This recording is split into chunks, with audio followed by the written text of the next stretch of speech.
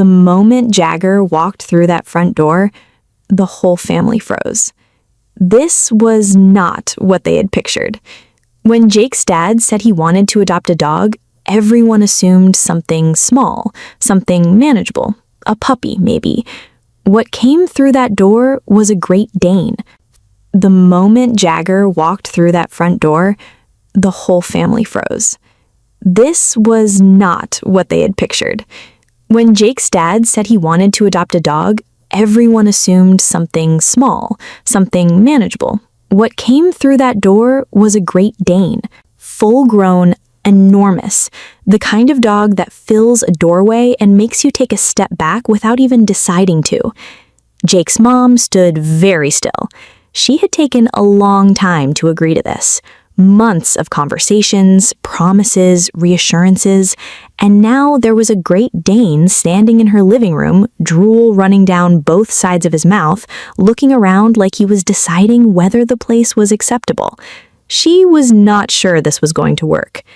Then there was Jake. Jake was the one person in that house who probably should have been the most intimidated. Jake did not care about that. He took one look at this giant dog and ran straight toward him. Jagger's mouth was running like a faucet, two long strings of drool hanging down from both sides. And Jake, with the completely unfiltered logic of a small child, opened his mouth and tried to catch them. Jake's mom moved fast. The whole family laughed. Even Jake's mom, despite herself. But the laughter faded quickly for her, because the question was still there. Is this actually safe around my child? Then the shelter told them something that made it worse. Jagger had been returned. Twice. 2 families had adopted him and brought him back. Same reason both times. Too big, too much, too intimidating. They agreed on one thing before going to bed that first night. If anything worried them, Jagger would go back. A few days passed, and slowly, without any announcement, Jake and Jagger just became a unit. Wherever Jake went, Jagger went. Jake played on the floor, Jagger settled in next to him. When Jake laughed, Jagger's tail started going, a full body wag that swept everything off the coffee table. The family started moving things off the coffee table.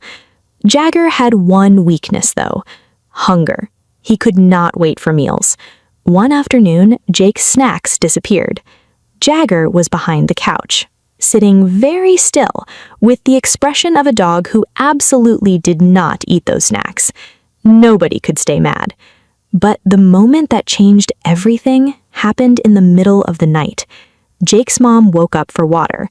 The house was quiet. In the hallway, she noticed a shape. Still. Large. Jagger was sitting outside Jake's bedroom door, not pacing, not making any sound, just sitting there in the dark, facing the door. Then from inside Jake's room came the small sound of a child shifting in his sleep. Jagger stood up slowly, walked to the door, pressed his nose against it, then settled back down. Closer this time, right up against the frame, like he was making sure nothing was getting through that door tonight. Jake's mom stood in that hallway for a long time. She had spent weeks watching this dog, looking for the thing that would confirm her worry. She never found it. What she found instead was a dog sitting outside her son's door at midnight because that was where he had decided he needed to be. She went back to bed, and for the first time since Jagger came home, she slept without the question in the back of her mind. Jake's parents say it the same way every time someone asks. No, I haven't seen enough.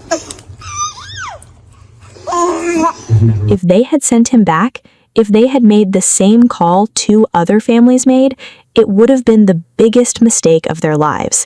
They didn't send him back, and Jagger has been making sure they never regret that decision ever since.